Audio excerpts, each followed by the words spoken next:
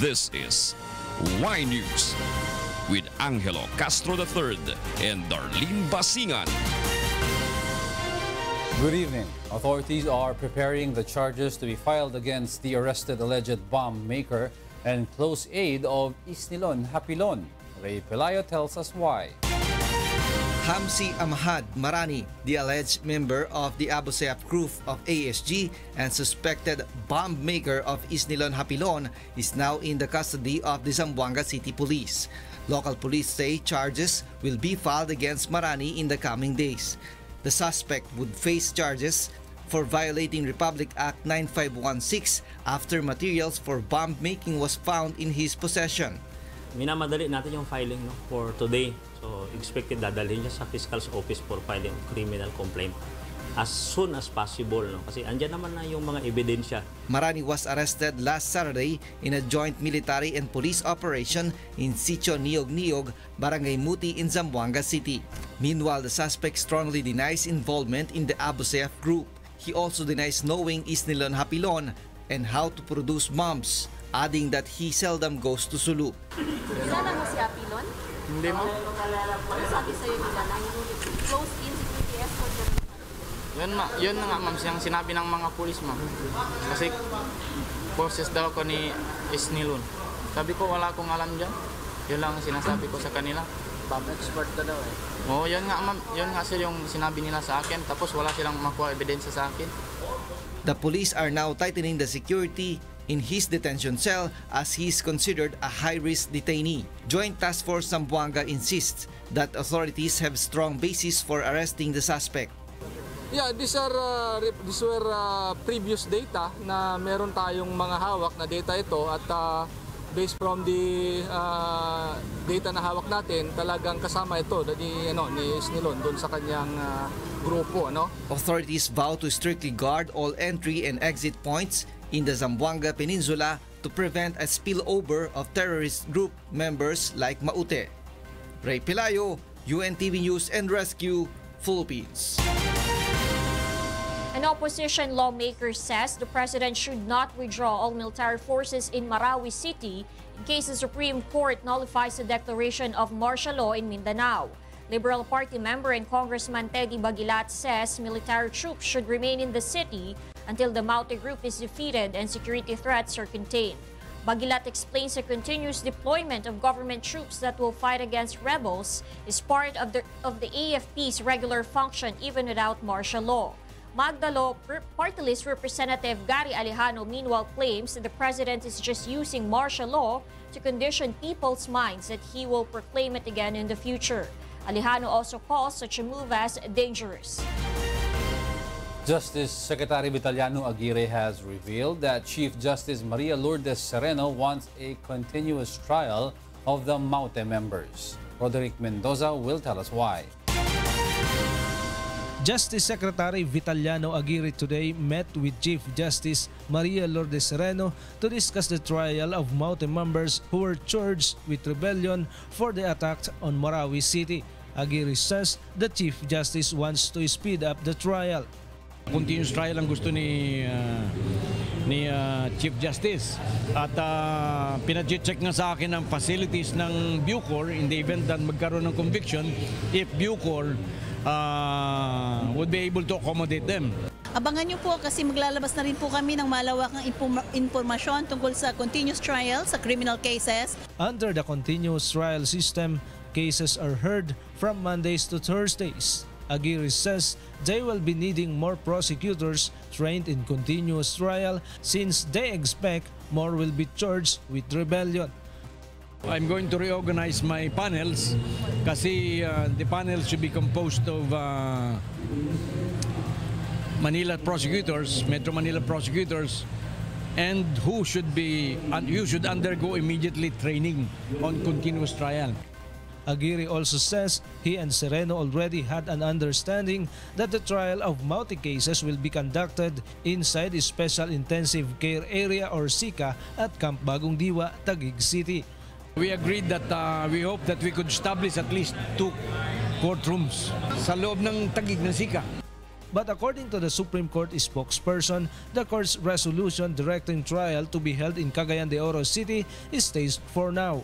He says Aguirre was asked to give more reasons why the court should reconsider its earlier decision. It's an en banc resolution, and therefore only the court can grant the reconsideration. The matter is expected to be discussed tomorrow during the en banc session. Roderick Mendoza, UNTV News and Rescue, Manila. The Philippine National Railways or PNR will implement a fare hike starting July 1. Robbie De Guzman explains why. It was in 2000 when the Philippine National Railways or PNR implemented the current fare of 71 centavos per kilometer. On July 1, commuters should expect a fare hike in PNR. PNR says the fare increase would help them compensate for huge losses. From the current 10 peso minimum fare, it will increase to 15 pesos per first 14 kilometers. An additional 5 pesos will be charged for every succeeding 7 kilometers. This means that the current 40 peso fare from Tutuban Station to Mamatid Station in Laguna would be 55 pesos. But some commuters complain of the fare hike, saying nothing has improved in the train services. Dapat nga sana hindi. Mainit, dapat nga palitan nila yan ng may aircon. Kasi lalo na pag last hour, punong-puno. Kahit nasa senior section, wala rin, ganun din. Ay, yun na hindi maganda. Dapat kailangan, gandaan din nila yung serbisyo nila. Okay naman, basta maayos lang yung serbisyo. For its part, the PNR has this to say. Paano nga pa kami makakapagbigay ng magandang serbisyo kung yung kinikita namin sapat, hindi ko masabing sapat kulang pa para sa aming operating expenses. Ang tagal na so hindi na talaga kakayanin. Ang aming financial statements talagang consistent. Negative. The PNR also claims that passengers will benefit from the fare hike. The additional fare will go to operation cost of PNR trains, which will shorten the waiting time from the current 1 hour to 30 minutes. The number of train travels will also increase to 56 trips from the current 34 every day. Para naman ma-pursue namin yung aming mga repairs and maintenance ng aming mga available rolling stock. Para naman makapagbigay din kami ng mas maraming biyahe. Robbie De Guzman, UNTV News and Rescue, Philippines. Next on Y News. Government suspends offensives against the Communist Party of the Philippines. The Department of Health opens quit line for Filipinos who wish to quit smoking. Y News will be right back.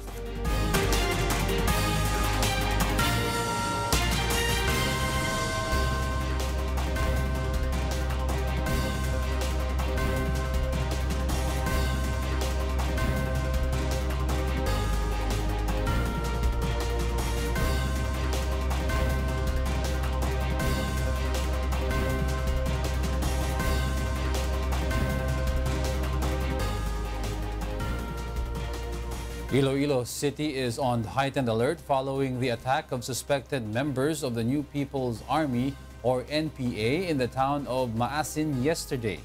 Rosalie Cos tells us why.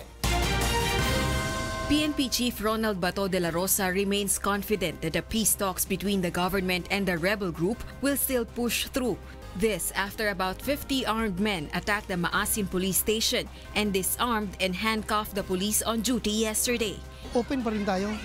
Kahit na palagi lang ginagawa yan, although nawawalan tayo ng, minsan nawawalan ng tiwala, pero mga Pilipino pa rin yan, sana magtiwala pa rin tayo sa isa't isa na ma-achieve natin yung kapayapaan, yung lasting peace talaga. So okay pa rin sa akin kung may patuloy yung peace talk. There were no casualties or injuries reported in the incident, but the armed men took away firearms, money, jewelries, and a laptop. The group fled on board a police patrol with police firearms. De la Rosa says the rebel group might have taken advantage of the departure to Marawi City of the 82nd Infantry Battalion supposedly stationed in the area. Siguro, exploit nila yon yung sitwasyon na yon kung saan mahina yung pwersa ng military sa area. Authorities are now searching for the suspects who broke in the police station. Rosalie Coz, UNTV News and Rescue, Philippines. Malacanang criticizes and tags the attacks of the New People's Army in the municipal police station in Maasin, Iloilo as an opportunistic act. The NPA rebels seized the arms, ammunitions, and tactical radios of the municipal police. This is despite the commitment of the government and the leftist groups not to launch offensive attacks against each other, while the government has its ongoing intensified military operations in Marawi City. Although the attack was not in Mindanao, the act was opportunistic in nature and disregards the nature of the NDF declaration. We ask the NDF to call on their armed comrades on the ground to walk the talk and to show genuine sincerity on the confidence-building measure initiated by the government and their side. The Department of Labor and Employment releases an order stating that it will now be the one in charge of the issuance and renewal of licenses to recruitment agencies in the country. Aiko Miguel explains why. The Department of Labor and Employment, or DOLE, has taken over from the Philippine Overseas Employment Administration, or POEA, the issuance of license permits to all recruitment agencies across the country. The move came amid the alleged corruption in POEA. This means that the hiring of overseas Filipino workers will now need the approval of the Secretary of Labor. To improve our services in terms of the issuance of the overseas employment certificate at saka yung mga accreditation ng mga recruitment agencies, ganun. So kasi maraming mga nagrereklamo kaysa sa accreditation, may mga suhol-suhol, ganun. Sa issuance ng OEC, ang tagal, ganun. Labor Secretary Bello says the government aims to improve its services to Filipinos seeking to work abroad. Aside from this, Bello notes the Labor Department also targets to fix the system of and to totally eradicate corruption in POEA. Kinuha ko muna yung mga authorities. At the same time, I am studying, in fact, I am not studying, we are already into implementing a revamp in the POEA. Kasi meron nga ako dyan na nalaman na nag-retire na ng employee, nandyan pa. Meanwhile, DOLE also announces the replacement of overseas employment certificates with identification cards OFWs will now use for working abroad. The OEC, also called Exit Pass, is being presented by OFWs at airports before leaving the country. It serves as a proof that a Filipino is a bona fide overseas worker. Aiko Miguel, UNTV News and Rescue, Manila. A lawyer and anti-corruption advocate is calling on the Department of Foreign Affairs to stop the printing of new batches of Philippine passports. Joyce Balancho will tell us why. The convener of Action for Good Governance, Attorney R.G. Guevara, argues that the quality of new batch of passports are substandard. In a press conference this morning, Attorney Guevara showed a leaf from a supposed newly printed passport given to him by his informant. He says compared to the new ones we have now, the new print is thinner and the embedded watermarks are not that clear. He adds this might be labeled as fake and will not pass the reading machines in local and international airports. This might also result to possible detention and repatriation of passport holders and overseas Filipino workers who will use such passports. The new quality of paper and its corresponding watermarks, it would be revealed that the new passport paper won't even pass muster in the passport reading machines, locally and internationally, no? Attorney Guevara says DFA entered into a questionable transaction with Asian Productivity Organization, or APO, that is contracted to do the printing. An informant allegedly told Guevara that APO outsourced the printing through another private corporation, the United Graphic Expression Corporation, or UGEC, without the permission from DFA. Our existing passport has specific watermarks a specific thickness of its paper, and yet because of the Apple production organization production units outsourcing of the same through an anomalous joint venture agreement with a private printing office, we now face the prospect that our use of passport will be compromised.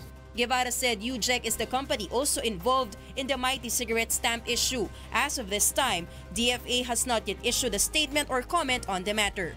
Joyce Balancho, UNTV News and Rescue, Manila. The National Food Authority is now investigating the videos of alleged fake rice that are going viral on social media. Ray Pelayo tells us why.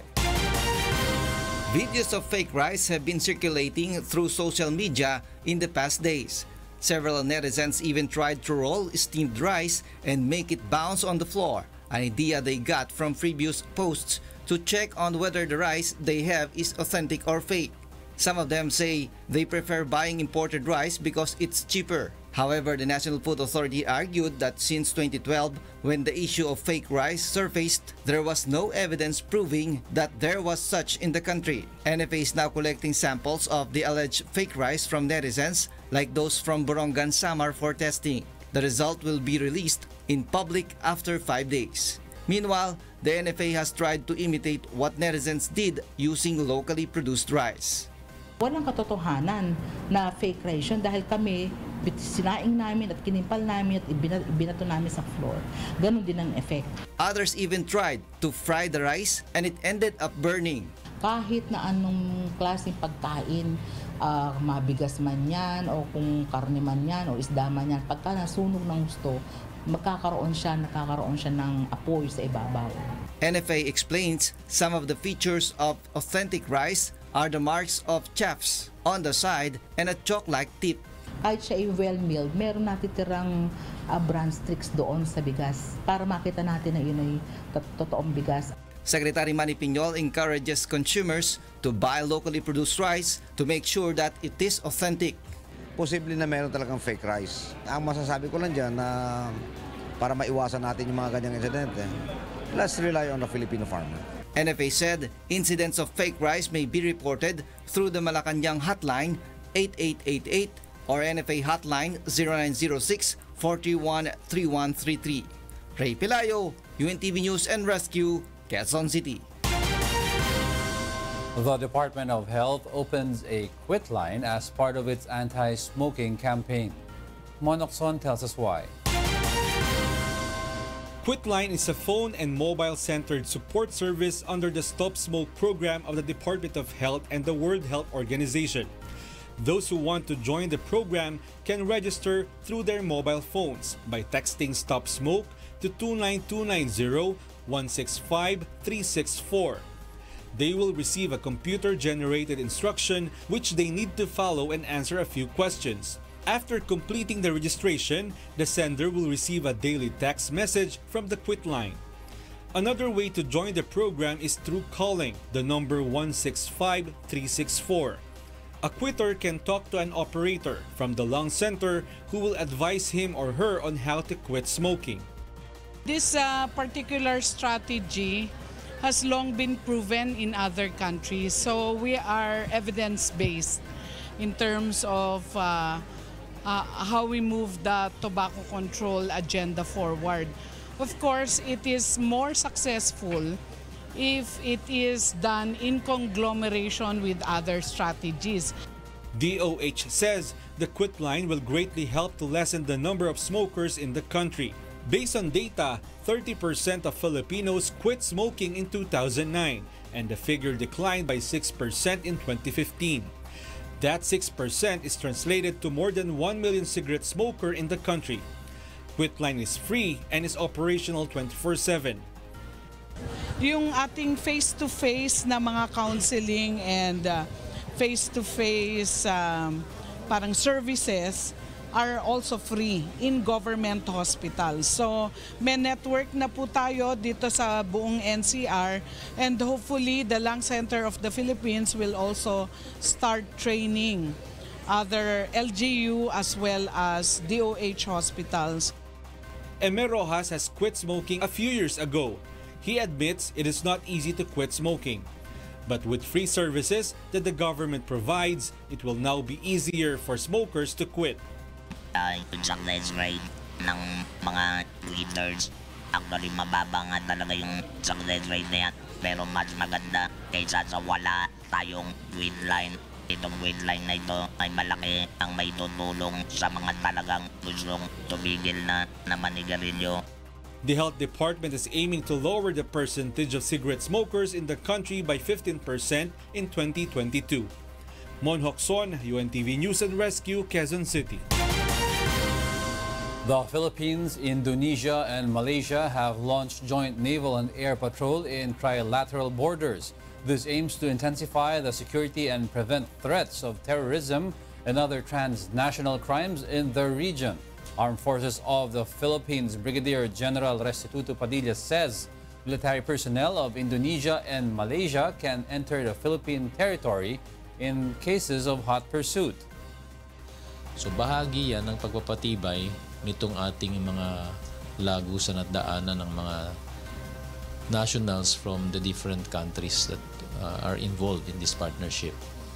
So hopefully, ma-address natin yung porous borders natin sa bagay na yan.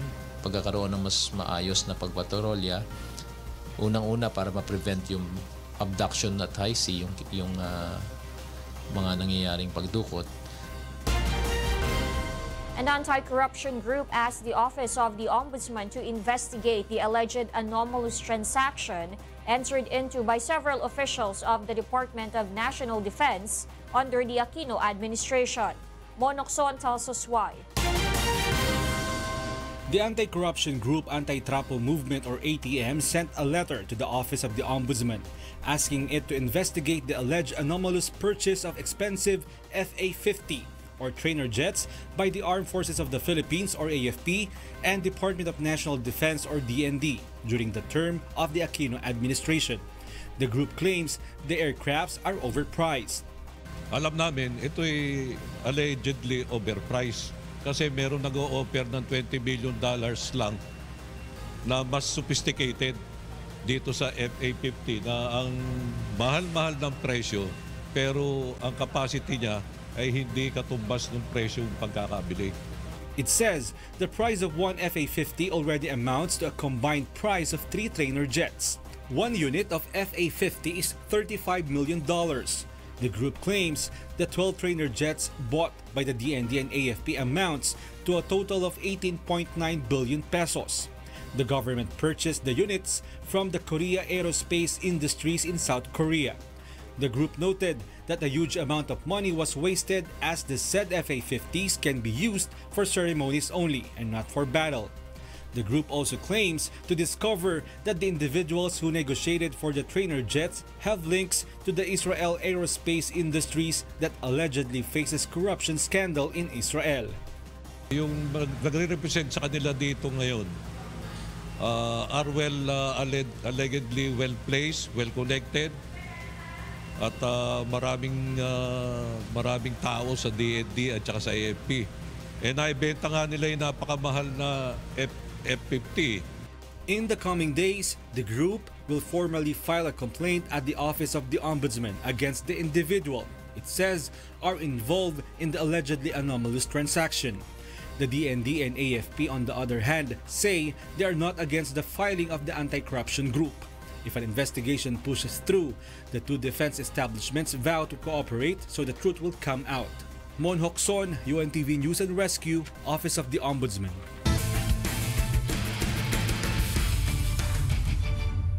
The UNTV Cup Executive Face-Off Final Four is now complete. Bernard Daddies will tell us why. In the DOJ-BOC clash,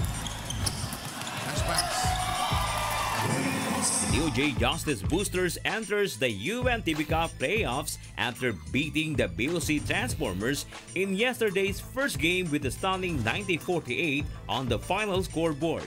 This means the Transformers exits the off-season games but also marks the first time the DOJ team enters the semi-final round of the league. Papasalamat ako siyempre sa mga players ko na talaga namang nagtsatsaga sa practice. Then makapasok kami sa semis, sobrang saya ng team. In the Judiciary Sentinels matchup, the Judiciary Magis also completes the list of the Final Four as they kick the Senate Sentinels out of the off-season games. Judicial Supervisor Giovanni Villanueva and Supreme Court Attorney 6 Romulo Paras were hailed as the best players of the game. Court Administrator Midas Marquez also made an outstanding performance by getting 5 3-point field goals.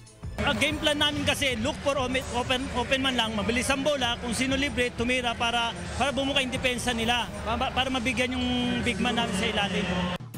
And in the AFP PNP battle, Colonel Jonathan Abutin and Colonel William Gonzalez led the AFP Cavaliers as they got the better of the PNP responders in yesterday's main game. Well-prepared sila, talagang praktisado. Kaya maganda din yung laro ng AFP. For this, the Soldiers are now ranked number 1 upon entering the off-season games playoffs. I have to give credit to my players. Yung mga players ko, yung game plan namin, nagawa namin, yung running game. Pero siyempre, hands up din na kami sa PNP, pinahirapan kami. As the off-season games elimination round concludes, the PNP responders is ranked number 2, followed by the DOJ and the Judiciary based on the rules of the games. Teams on the top 2 spot get the twice-to-beat advantage in the playoffs, which begin on June 25. Bernard Daddies, UNTV News and Rescue, Philippines. Coming up, a suspected terror suspect rammed pedestrians in northern London, leaving 1 person dead and about 10 people wounded. And men sporting hipster mustaches and Verdi beards gather in Paris for the first beer championship in France. More from Y News after this break.